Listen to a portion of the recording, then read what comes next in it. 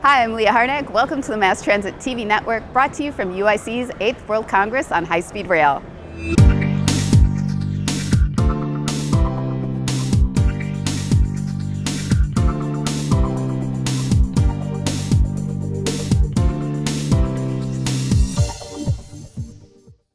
I'm here with APTA President and CEO Michael Malanofi, and I was wondering if you could talk a little bit about what is the significance of this conference being held here in the United States for the first time.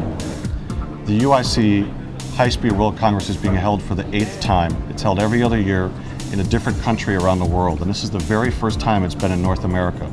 To hold it here in Philadelphia, a historic city for this country, at a time when we've just approved a surface transportation bill and funding for a high-speed program in California, our timing couldn't be better. It's extraordinary to have the leaders of every high-speed rail operation in the world here to help us raise our collective knowledge at this pivotal point in this country's time. Talgo provides what designs, manufactures, and maintains high-speed train sets. When I refer to high-speed train sets, are train sets able to run from 125 miles per hour to 238 miles per hour. Okay, and you're based out of Spain. What are some of the projects you're working on around the globe? We are working, our company is an international company that works all over the world. The main project now, well, of course, is Spain, which is our home country. And then we have two main projects. One is Saudi Arabia, in which there is a design-build project to deliver, to connect La Mecca with Medina, with a brand new state-of-the-art high-speed rail system. And we are providing there 35 train sets, very high-speed train sets like the one you see on the back.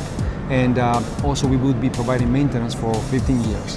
In Paris, we're actually working on the bigger Paris transportation project, which is called the SGP project. It's very interesting. It's quite an ambitious project too, about the growth of Paris. It's actually putting down the framework for Paris to grow. So it's extremely ambitious project, transportation project, and HSR is very much involved in that. And what are some of the details involved with that project? Well, we're actually working on different parts of the project. We're working on obviously on the alignment, on the master planning of the Paris project. We're also working on the station design. We're working on the infrastructure design. So we have many different fields of expertise that are involved in this. We are one of the largest international transportation consulting company in the world.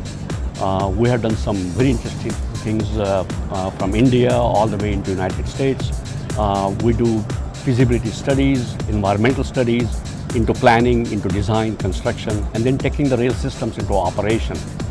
We work on the transit side of the business, freight, as well as high-speed rail programs. And nowadays we are very interested in combining some of the good aspects of the American railway business as well as the European business of high-speed transportation, including the Japanese technology. So what do you see as some potential paths forward from examples taken from other countries? Well, the example that has been repeated over and over again since the first high-speed line was built in Japan is that you really do have to think big on the first project, and you really have to make a huge step. And if you make that huge step, everything else gets pulled behind. So we have to focus on building a true high-speed line someplace in the Midwest. Okay, and when's that going to happen? Our goal is to get that project underway very soon. So our goal is to have a 220-mile-an-hour line under construction by 2020. Americans are demanding a choice in how they move around our country. And if we don't give them that choice, they're not going to do anything different. It's unreasonable to expect them to do anything different if they don't have that choice.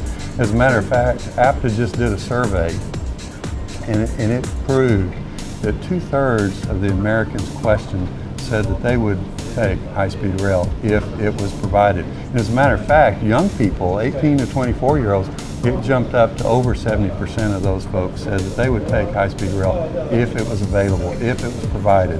And so that's what we really need to be doing, is looking at how we can improve our quality of life here in the United States.